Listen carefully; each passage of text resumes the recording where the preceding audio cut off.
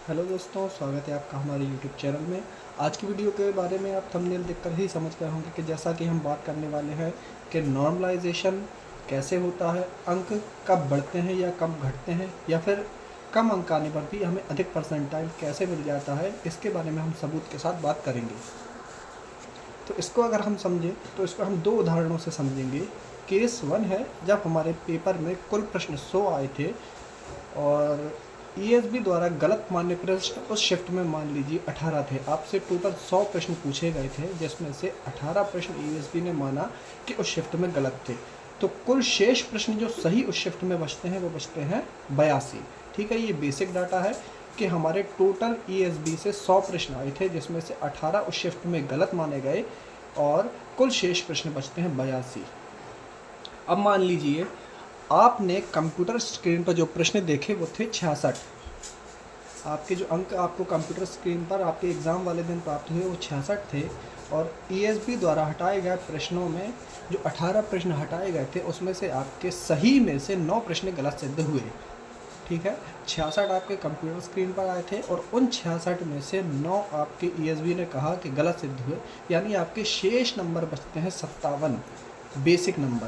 तो यहाँ पर आपके अगर गलत प्रश्न देखे जाए तो अगर आपके 66 सही हुए थे तो 34 गलत हुए थे।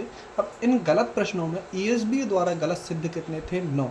यहाँ पर 9 आपके गलत में से गलत हुए और 9 आपके सही में से गलत हुए।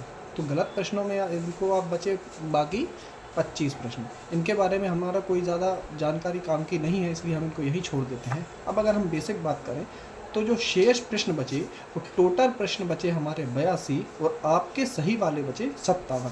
तो आपके जो अंक होंगे वो होंगे आपके शेष सही प्रश्न बटे आपके कुल शेष प्रश्न। शेष सही प्रश्न होंगे आपके जो 57 आपके बचे थे और कुल होंगे आपके 82 और यहाँ पर गुणा 100।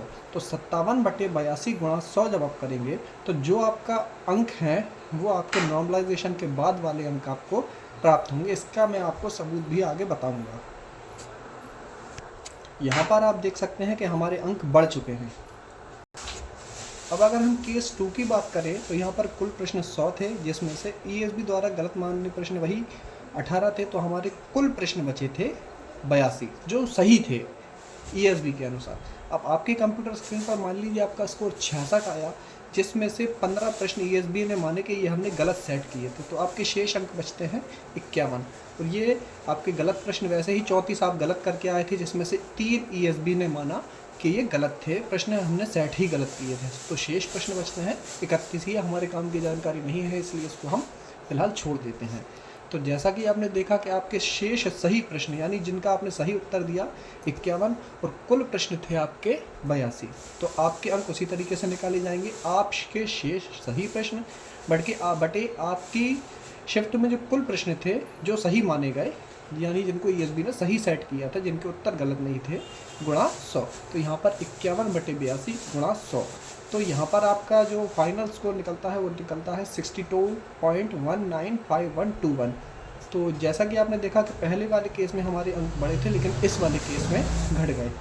यहाँ पर बोनस अंक कहाँ पर मिलेंगे तो मैं आपको बताऊं कि बोनस अंक किसी भी शिफ्ट में किसी को भी नहीं मिलने वाले हैं।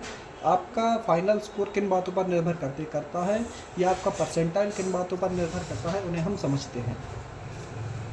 आपके परसेंटाइल रैंक या सिलेक्शन पर आपकी शिफ्ट का क्या प्रभाव पड़ता है उसके बारे में हम बात करें तो हम दो केसेस के बारे में बात करेंगे। एक थी हमारी सरल शिफ्ट और एक थी कठिन शिफ्ट। सरल शिफ्ट में ये मैं आपको वर्ग 2 की जानकारी दे रहा हूँ। ये मेरे पास इसका ऑफिशियल डाटा मौजूद है कि वर्ग 2 में मेरे साथ हुआ था कि मेरी थी कठिन शिफ्ट और मेरे एक मित्र की थी सरल शिफ्ट।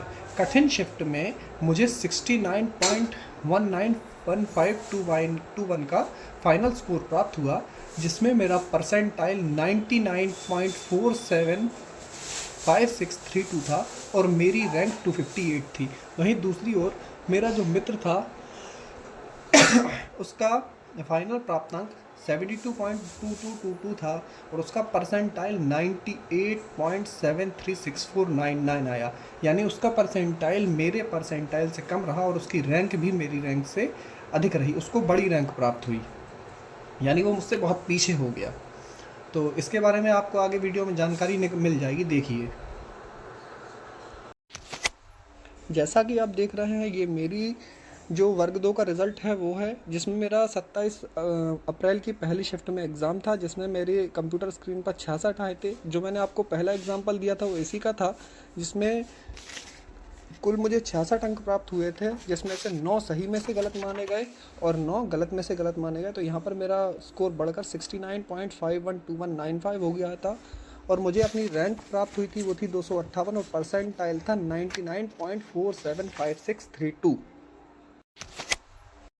और ये जो आप देख रहे हैं, ये मेरे दोस्त का रिज़ल्ट है वर्ग 2 का, सेम मैथ्स का, जो कि उसका 26 अप्रैल को पहली शिफ्ट में एग्ज़ाम था। उसकी शिफ्ट सरल मानी गई थी, इसलिए देखिए उसको 70 मार्क्स कंप्यूटर स्क्रीन पर लिखे मिले थे, जो कि बढ़कर 72 हो गए थे, लेकिन फिर भी उसका परसेंटाइल 98.736499 और उसकी रैंक 579 आई है, जो कि मुझसे बहुत पीछे है। मेरे नंबर कम होने के बाद भी मुझे अच्छा परसेंटाइल मिला है और उसको ये पीछे रह गया है मुझसे। अगर हम अब नॉर्मलाइजेशन के बाद बात करें तो आपको आपके फाइनल अंक जो है वो मिल चुके हैं। अब फाइनल अंक मिलने के बाद सेम आपकी शिफ्ट में, अब यहाँ पर मैं बात करने वाला हूँ कि किस शिफ्ट का कठिन या सरल का क्या प्रभाव पड़ता है।